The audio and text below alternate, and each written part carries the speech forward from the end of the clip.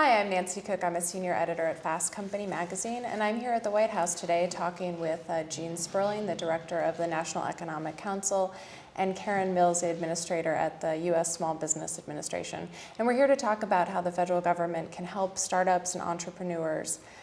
So welcome. We're taking questions on the White House Facebook page today and also on Twitter using the hashtag #StartupAmerica. So please submit your questions and we'll answer them here now.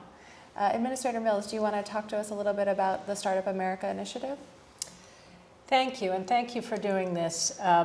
Startup America is an initiative where we are looking at our small businesses and our entrepreneurs to see how we can outcompete the rest of the world based on our assets here in America. And we know that 2 out of 3 jobs are created by small business in this country. But the fast-growing entrepreneurial companies actually create most of the net new jobs. So we are going around the country listening to entrepreneurs on how we can remove barriers from their activities so that they can do what they do best, which is grow and create jobs. So we're looking for ideas today. We're going to answer some questions, and we also have a website where people can give ideas if they think of them after this broadcast, which is reducingbarriers.ideascale.com. Great. Is there anything you want to add to that, Gene? No, just to say that there's so much going on right now, from Japan to Libya to Mideast oil to are we going to have a budget shutdown. But we just, one thing we're very focused on is we still have 8.9% unemployment. We've seen private sector job growth rebound. We're now gaining private sector jobs, 1.5 million over the last 12 months, much faster, almost a year faster than we did after the last recession. So that is encouraging, but it's way not good enough. We know we have to have so much more job growth to make up for the harm that the Great Recession still has on so many families, communities, and small business and startups can be critical to how robust this recovery and private sector job creation is. One of my favorite statistics from the Kauffman Foundation is that half of the Fortune 500 were startups during a bear market or a recession. In other words, this actually is a time when people often join together, try something new. So as difficult and painful as this period has been for many Americans, we are starting to recover. We are starting to create private sector jobs. And if we can create the environment and keep our focus here in Washington on the importance of entrepreneurship and small business and expansion, it's just going to be very critical. We can't take our eye off the ball, even with all the other things happening. That's great. Well, let's take our first question. This one comes from Twitter, and it's from Lisa Rangel. And she asks, how can small business owners have added tax breaks and incentives for hiring displaced employees? Well, as you know, many tax breaks are available to small business. In fact, 17 tax breaks have been passed in the past couple years and signed by the president. And as you go down them, we want to, in this tax season, make sure that all the small businesses out there ask their tax accountant or advisor to take a look and see if they're eligible. This would include accelerated depreciation, and it includes a 2010 tax break for hiring displaced workers. It was called the HIRE Act. And one of the things that we have done is made sure that there's access to this information on the SBA.gov website if anybody would like to go take a look. Right. Well, there's always been a work opportunity tax credit that encouraged companies to hire workers who were disadvantaged in various ways. As Administrator Mills said, one of the things the president proposed was a rather ambitious new jobs tax credit. We ended up getting something that was not as ambitious as we'd like, but it was focused on giving complete payroll relief to people hiring those who are unemployed for a period of time. And so this was a very good idea, and it mattered a lot.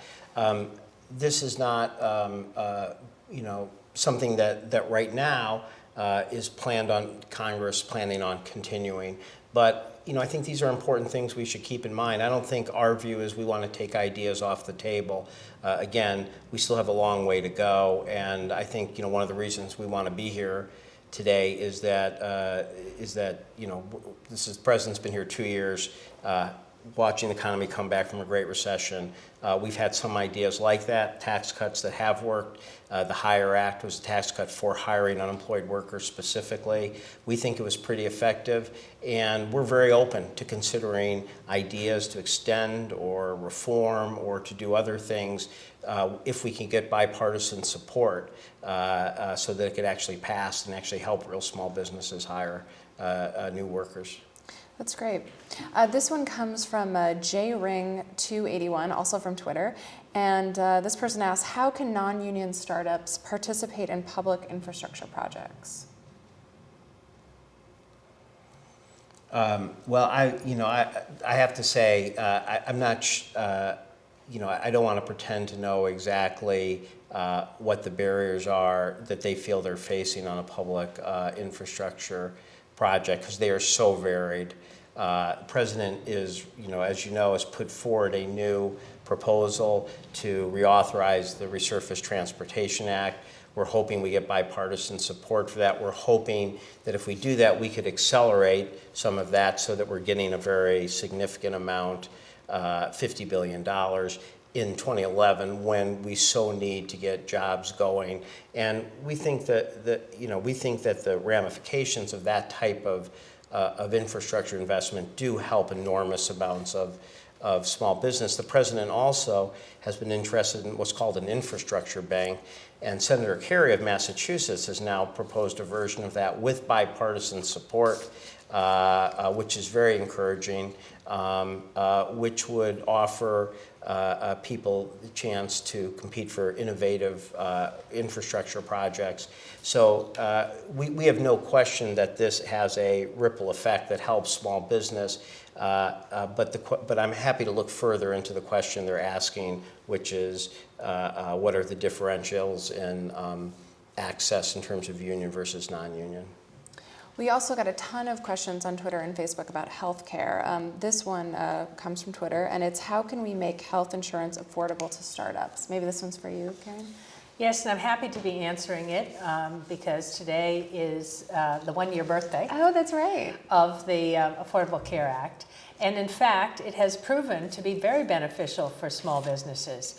Right now, as I said, it's tax time. So one of the things that we know is up to approximately 4 million of the 6 million small businesses that have employees may be eligible for a tax credit for providing health insurance in 2010.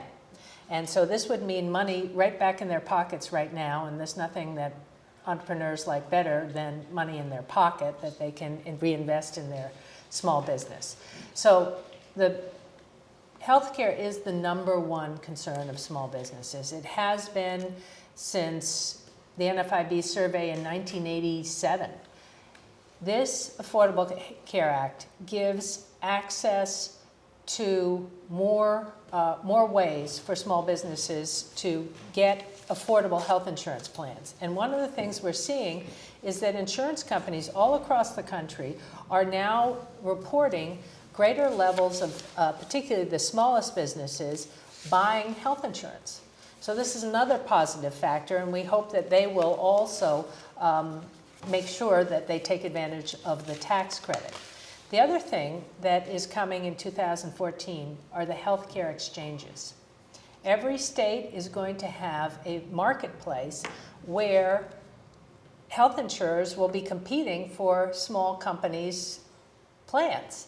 And this is extremely beneficial because up till now, small companies had a really hard time getting a quote. Small companies on average pay 18% more for their health insurance than big companies for the same product, just because they're small. But by pooling the risk, by having competition in these exchanges, there will be more access to affordable health care. And that's really important to entrepreneurs.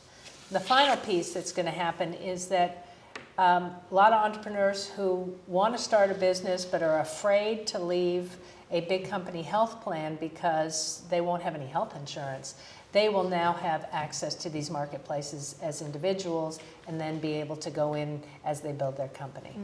Yeah, and let me just emphasize, first of all, there's just no question that the small group market, I don't have to tell the people who are participating here, has been, brutal and unfair, and one of the most difficult, particularly small business, don't have the market power, don't have the leverage. These exchanges, while I know people are, often just, worried about small businesses, I understand there's a lot of confusion, worry about the healthcare reform bill, but actually what they should know is that this is going to be one of the great equalizers for small business and giving them the market power that right now, or being part of it, that large businesses have had and they've been excluded from, and often are in a position where their rates skyrocket if just one or two workers become very ill, if their workforce is a little older. So this is going to be a great equalizer for small businesses. And on the tax credit, as Karen said, this is 35% tax credit is effective for this year, for 2010. So as Karen said, people could get significant savings this year. It actually goes up to 50% for 2014. So it actually gets larger. And it's just very important because one, it gives an incentive for small businesses who haven't covered their workers to do so, makes it easier. The president hears often on the road, I'd like to provide health care. I want to be that type of employer. I just can't afford it. This is public policy saying, we're going to go half and half, eventually go half and half with you on helping you to do that. And for those who are already covering, it rewards the employers who have been going the extra mile, the small businesses who've often perhaps felt that they've stretched and strained to provide health care for the workers. We think it's a good thing that they're getting a reward and help for doing so and making it easier for them to cover more workers or use some of that savings for raises or for hiring new workers. Great. A bunch of Fast Company readers also were really curious about manufacturing. We got lots of those questions over Twitter and on the Fast Company website. And one thing that people wanted to know is how can the government sort of help bring manufacturing back? Well, one of the things, I know this is a tough period out here, but if you're looking for a piece of good news, we've had 189,000 increase in manufacturing jobs over the last 12 months. Mm-hmm. That is the largest increase in manufacturing jobs since 1997. Right. So we have not seen, it has been 13, 14 years since we've seen our country create about 200,000 manufacturing jobs. I mean, the sad truth is that on average, over the last 12, 14 years, we've been losing manufacturing jobs. So the fact that as this recovery is moving forward, one of the first beneficiaries has been manufacturing is a positive sign. And if you look at the indicators that people like myself have to look at every day, it shows that the expectation in the manufacturing for new orders, for hiring, remains quite positive. So this is a bright spot in the recovery at the moment. In fact, we are seeing, as we travel around the country, really extraordinary entrepreneurs coming back to American manufacturing. Anybody who thinks manufacturing is dead in this country really should come around the country. I know the president has been to many of these manufacturers and really enjoyed it. And there's nothing that I like better than to go to a new place and see our innovators, our American entrepreneurs, take technology and turn it into new products and services that we sell across the globe. Many, many of these manufacturers are now starting to export more of their product because it's a global market. And what we have done with the National Export Initiative is help facilitate exporting for small businesses. Sometimes a small business won't know how to navigate some of those pathways. How do you get paid if you ship abroad? What are the customs forms you have to fill out? And at export.gov, we have access to tools that can help a small business that doesn't want to get involved or doesn't have the resources to get involved with a lot of paperwork to find their way into the export markets. That's how we're going to create the jobs here. And there's a big market for made in American products, manufactured here, shipped abroad. So we're going to do everything we can to make sure small businesses get access to those markets. And just to stress, you know, when people hear the President's State of the Union talking about clean energy, talking about advanced battery technology, I mean, that's about energy security, it's about the environment, but it is about green jobs and very much green manufacturing jobs. So when you look at a lot of the President's agenda when he speaks in the State of the Union about winning the future, what are the investments we're doing, they often have a very strong kind of new manufacturing base. Mm-hmm. And you know, being from Michigan, being a child of the Midwest, you know, I'll tell you what any of us growing up there knew long before we had policy jobs, which is the American automobile industry is just a gigantic lifeline for small businesses, suppliers throughout the Midwest. And right now, we have gone in a period of 2 years from seeing the American automobile industry on the verge of bankruptcy, actually having to go through a partial bankruptcy, to a period where the big three are looking strong, are growing, sales are up. And you know, while that may be reported as a Fortune 500 company reporting how they're doing, everybody in Michigan, Ohio, Indiana, et cetera, understands that there is a ripple effect, positive ripple effect on small business and suppliers when things are good, just as there was a painful negative ripple effect in 2008 and 2009 when we were in the midst of that horrible recession. That's great. If you're just joining us, just a reminder, we're taking questions on Facebook on the White House page and also on Twitter with the hashtag #StartupAmerica. So this question comes from Facebook. It's from Chris M. And it's to Karen. Will the initiative regarding cluster development or entrepreneurial ecosystems be continued this year? Well, absolutely. We are committed to our cluster efforts. And as you know, we are now in budget uncertainty. So we have committed resources at the SBA to continue what was a significant and successful cluster competition last year. So let me just explain what clusters are. When small businesses live out there, they don't have the economies of scale of big businesses. They can't necessarily get the market power. But when they cluster together, as we did with when we got the boat builders of Maine to come together, they can get research and development from neighboring universities. They can do coalitions with the community colleges to get trained workers. They can do joint marketing activity. At the SBA, we did a competition for our cluster development grants, and over 150 clusters from around the country self-organized and got together and competed. So we had everything from an agricultural cluster who won for California to something in the Gulf Coast based on geospatial technology. And we have the opportunity, I think, to really drive transformations in regional economies across the country with these cluster grants. That's great. A lot of Fast Company readers were also really curious about patent reform, and there was a concern about whether or not it was going to favor big businesses or small businesses. This might be a question for you, Jean, but you know, as you're trying to reform the patent process and make the patent approval process a little bit more streamlined and Right. faster approval process, you know, what's going to be in it for smaller companies and startups? Look, it's a very important issue, and as you know, we have seen patent reform now go through the Senate, and you know, be very important, reducing the streamlining, reducing the backlog. You know, the president's very committed to the innovation. We understand how important this is. I will definitely say that one of the more sensitive issues that will clearly be part of the negotiation, what happens in the House, I'm sure in conference, is exactly this issue of ensuring that the small inventor is treated fairly, not put at a disadvantage.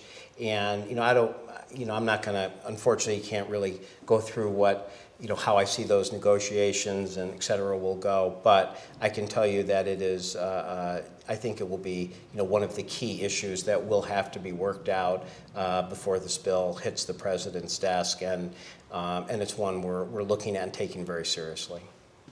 Great. This question comes from Twitter, from Dark MatterCon, a great handle name. How can we reduce the administrative burden of starting a business or hiring employees? Well, that's a great question, and that's one of the things that Startup America is focused on. When you go out and you start a business, one thing everyone tells us is we want everything as streamlined as possible. And when we have begun to go around the country now in these roundtables, what we want to hear is how can we reduce the barriers for startup and new businesses as they wend their way through regulatory issues. We have a commitment which really comes from the president to look at all of the regulatory issues through the lens of small businesses and say, how can we make sure we are streamlined, that we provide regulatory flexibility for small businesses while still ensuring the health and safety criteria that are essential.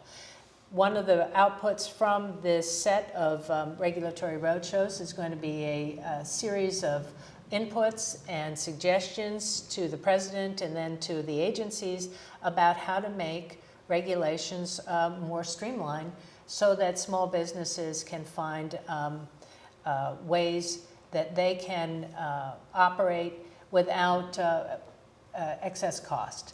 And I think we are across all of government right now very, very focused on it because everybody knows that entrepreneurs are going to create a lot of our net new jobs. We want to find ways for them to get patents in a more streamlined way. We want to make sure they can export in a more streamlined way. We're already working on those issues. Great. One more question that's come up, this is from Twitter, is the biggest, it's a comment, but I feel like it's good for us to talk about. The biggest challenge facing many startups is the question of capital, and what does the government aim to do about that? Well, Jean and I were together yesterday with Tim Geithner working on exactly this issue. Startup America has also focused on access to capital, and at Treasury yesterday we had a group of entrepreneurs, capital providers talking about various gaps in capital. I think we've done quite a good job at closing the capital gap that existed in October 2008 when credit markets froze for all small businesses. And Main Street small businesses were really shut out of their banks. We were able to use the Recovery Act and the Small Business Jobs Act to deliver $42 billion of loan guarantees into the hands of small business at a cost to taxpayers of only $1.2 billion. So a pretty good bang for the taxpayer buck. But now we're looking through the market and saying, where are there still gaps? And one of the places is in these high growth companies as they come through their life cycle. And it's certainly true in the early stages. We talk about the valley of death. And we talked yesterday about how to get more angel investors into the mix, how to get more capital for early stage companies where numbers have really been reduced. Many of these companies no longer see having an IPO, an initial public offering, as a potential exit. We talked yesterday about other ideas in that market. There were tax ideas that came up. And at the SBA, we have worked on our SBIC, Small Business Investment Company program, to be able to commit $1 billion through that program to early stage investment companies that we where we have public-private partnerships with firms all over the country who are going to invest in small and growing companies. So we are working very hard on this issue. There's no one silver bullet there, but there are many, many, many avenues that we're using to approach it. Yeah, no, I think, Karen's right. We obviously just had a conference on this yesterday. Conferences obviously aren't good enough unless they're actually producing ideas that get into effect. But I do think there are several initiatives that SBA is doing that can make a difference. And I do want to remind that one idea that the president proposed in the campaign and has implemented, and we'd like to make permanent, is that for at least companies who are formed as a C corporation.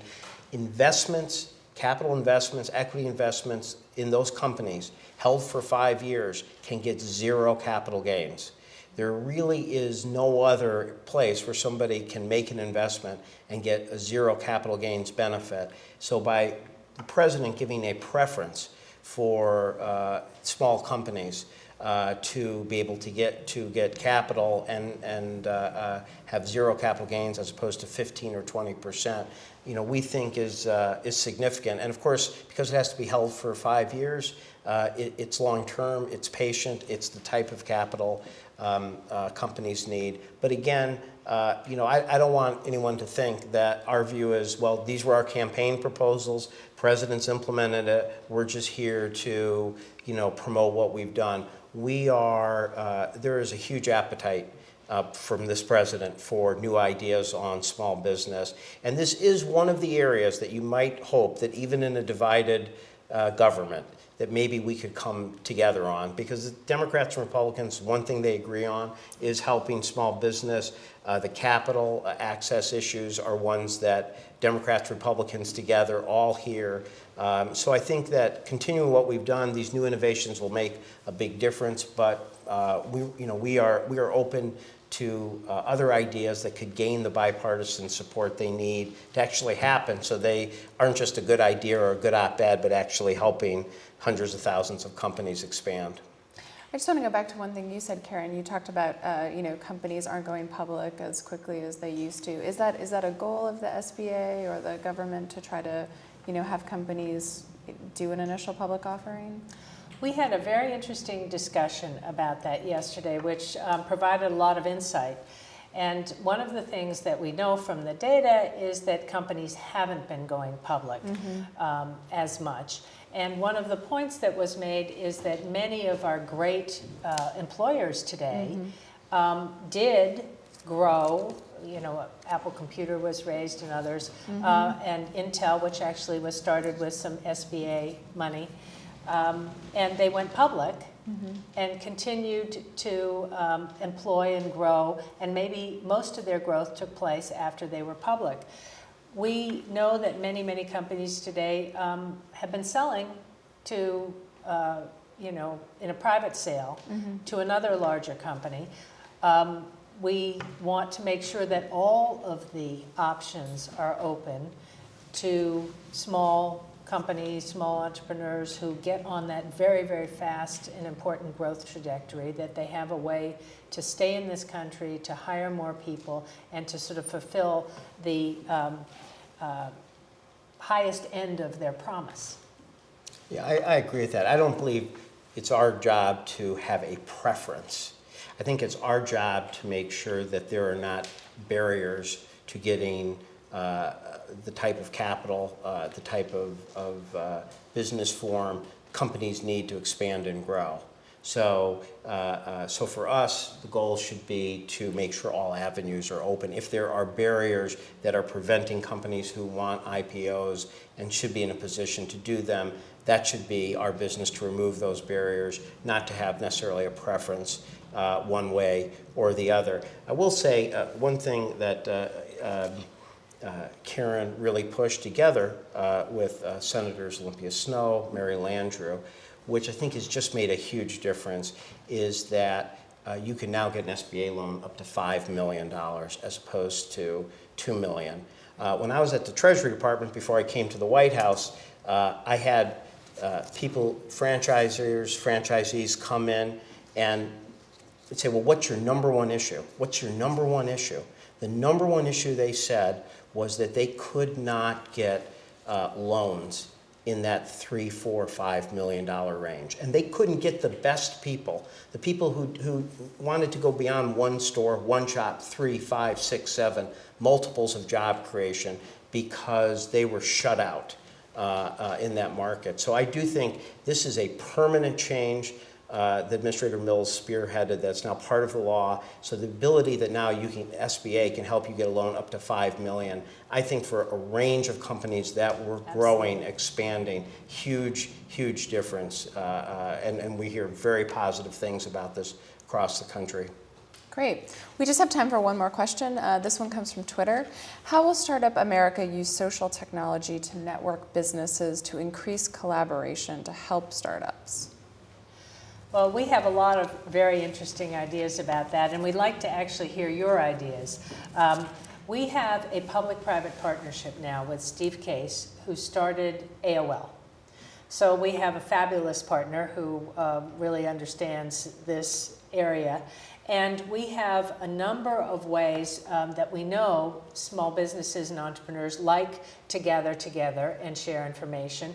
We know that mentoring is a very important piece of the puzzle.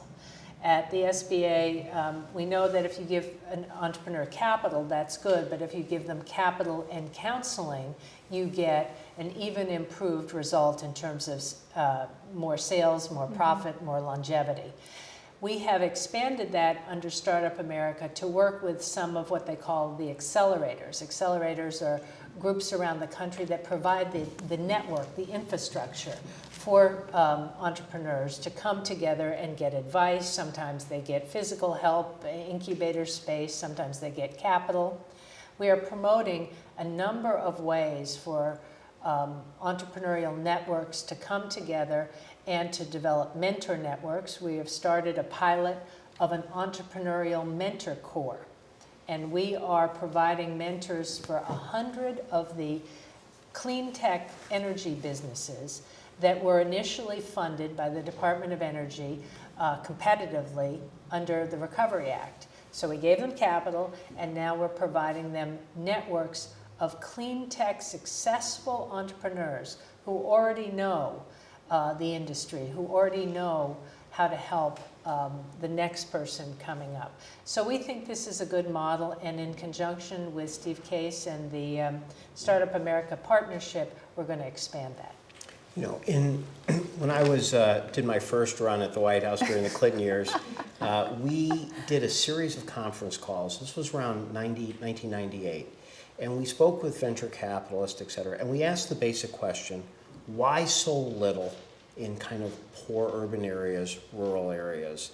And you know, I'll never forget what we heard from many of them. Many of them said, you know, there are people with great ideas in the poorest parts of our country. They said, but you know what the difference is? When somebody has one of those ideas and they're at Stanford or they're at MIT, you know, they have a great idea. They probably have a best friend, a girlfriend, a sister who can be their COO, their CFO. It all just comes together. But you know, it takes so much work when somebody has a great idea in a very poor area. It takes too much work. We don't have the capacity in our firm, they would say, to put all that together for them. And that's kind of sad to hear that there really was this ability for expansion if we had more of what was described. And I just think of that conversation in 1998 compared to now, where the power of social network could seem to me that could so bridge that gap for people with great ideas who just don't happen to be situated at Stanford Business School or someplace where it's just so easy to put together your team. So I wouldn't want to suggest to be as expert as the people out there on this issue, but it does really, does suggest to me the possibilities that did not exist just 12, 13 years ago. That's great. Well, thanks so much, everyone, for joining us. If you missed any of this, the video will be available later on fastcompany.com and also on whitehouse.gov. Thank you again, both of you, for joining me. And I'm Nancy Cook of Fast Company, and see you soon.